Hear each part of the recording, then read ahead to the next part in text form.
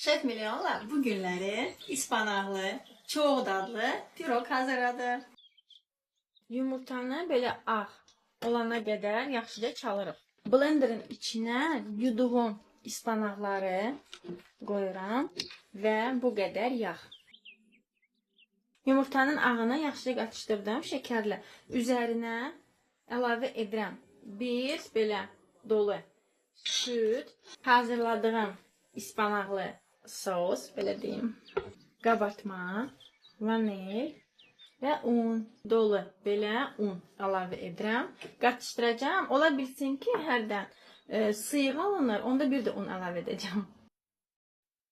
Bir stəkan un əlavə etmişdim. İndi ikinci stəkan əlavə edirəm. Qatışdırandan sonra. Nədir? Səni də burada pişirəm.